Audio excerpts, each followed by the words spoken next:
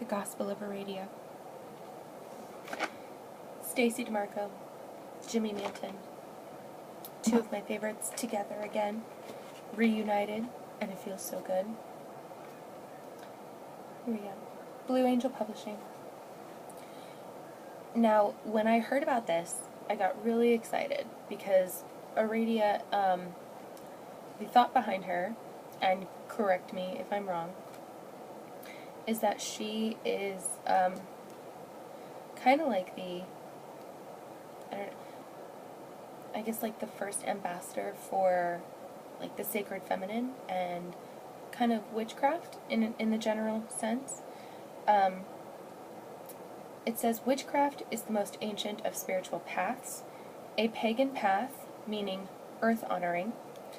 Witchcraft seems to have existed from the very beginnings of humanity itself. Its reach is so vast that almost every culture includes witchcraft in some form. Primitive cultures and more sophisticated cultures have their rituals and rites, as well as bodies of knowledge that include craft practices such as herbology and ecology. Whilst witchcraft is one of the oldest and richest of paths, it is also one of the most misunderstood. And since misunderstanding often breeds fear, witches were forced underground when Christianity took hold, particularly in European countries, including Italy and Spain. To survive, practitioners of the original methods of witchcraft took refuge behind an ironclad secrecy, whilst those who feared them embodied the old adage, the angels of one religion become the devils of another. Part of the knowledge hidden behind this broad veil of secrecy concerns Aradia of Italy. Aradia, who is credited with being the first of all witches, is of mysterious and controversial origins.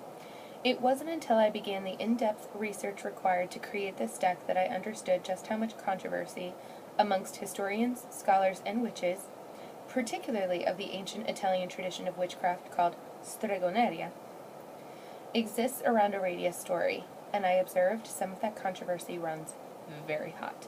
So, she's kind of known or understood as the first of all witches, kind of like the ambassador of witchcraft, because if you read the rest of the story, because if I read the rest, we wouldn't get into the cards. I never want to get into the cards.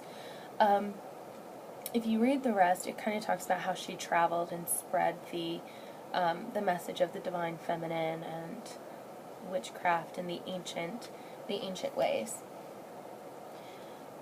So,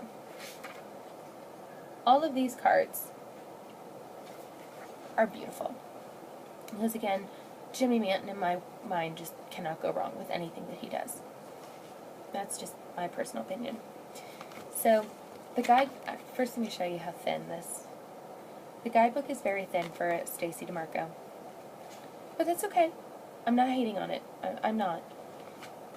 Each card, I don't know if you can see, has a little poem that talks about the card itself. And it's kind of like, you could use it as like an intention, or you could use it in actual spell work. It depends on how you want to do it, which I think is really cool.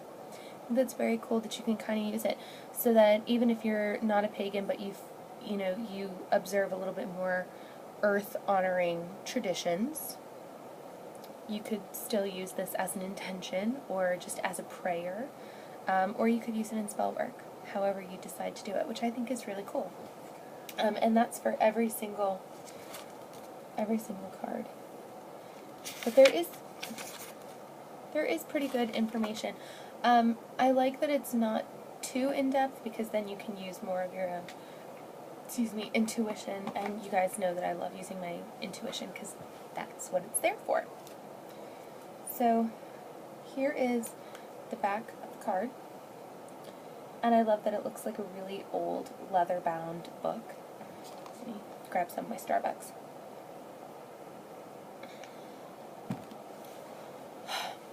It's hot as hell outside. It's kind of hot in here. But here's the back of the card. Card stock is It's not as good as I thought it was going to be, but the artwork totally makes up for it. And I love that each one of these cards, underneath of it, is the word in Italian. So fortune is fortuna.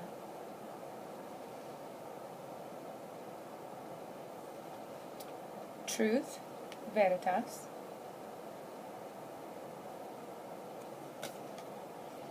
Creation, creatio. I love this. So beautiful. Sorry. Tasteful kind of nudity, guys. Sorry. Games.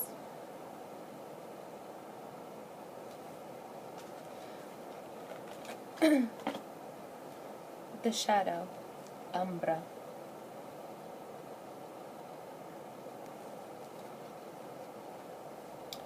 Fecundity,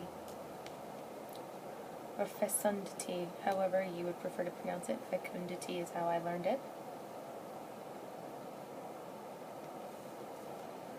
Synergy.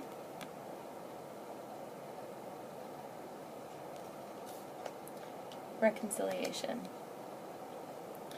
Now, I don't know if you guys subscribe to Racine, Almoon 513, Resistance. But she was talking about using this deck really personally to heal the mother wound, and I think she's got a genius idea there, because this is very, this is a very soft, loving, motherly deck, but there is a lot of healing here. A lot of this is union. A lot of these cards are about togetherness, love, reconciliation, like power, and power in the tradition, power in yourself, power as either the divine feminine or divine masculine. And there's just a lot of healing here. I understand why she would use it to heal the mother wound, but I would hazard to say that you could use this to heal both the mother or the father wound. And I say that because there is a lot of,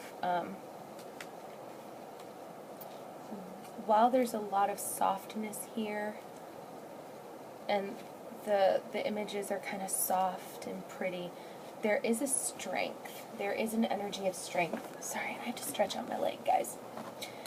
There is an energy of strength in this deck, and it's pretty powerful. And so that's why I would even hazard to say that you could do a lot of father wound healing with this. I've done a lot of father wound healing with the Gods and Titans deck, that I will also do in another video, but I've actually done some with this, and I've gotten a lot of positive experience from it. The unknown. But I can definitely see why this would be very healing for the mother wound. Pilgrimage. The Queen.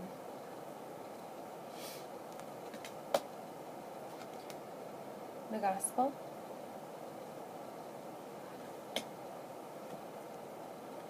Vows. This would actually be a really good deck for your spiritual work. So like if you do rituals during the Sabbats and Esbats, you would definitely get a lot of goodness out of here, because, I don't know, there's just a lot of energy to this deck. It's very, very powerful. Strega.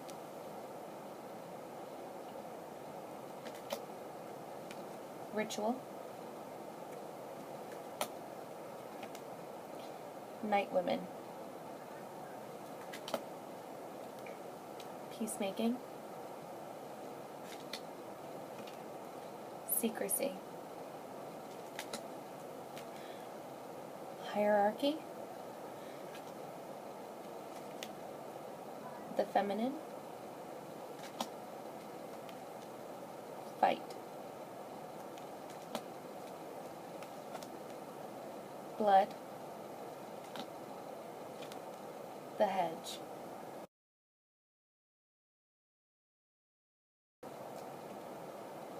Divinity. La Luna. the masculine. Ecstasy. Escape. But you see some of these like male images like this strength, like do you see kind of why you could use it for the father wound? Sisterhood. I definitely think it's more geared towards like women and the mother wound, but I definitely think you could use it for father wound as well. What was this one? Oh, taboo. Sorry, didn't read it. Dreams. Curses. The one thing I will say, again, kind of like the Halloween Oracle, is that you've got 3 cards that are kind of set up in a similar way. I just kind of feel like they could have been done a little bit differently to kind of showcase maybe more of Jimmy's artwork, or I don't know, just a different meaning of games. Or not a different meaning, a different image of games or curses. I just think it could have been a little bit different. This is also a very thin deck. I think there are 34 cards. There's 34.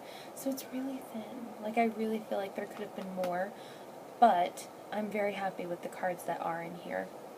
And there is a whole heck of a lot of power in here.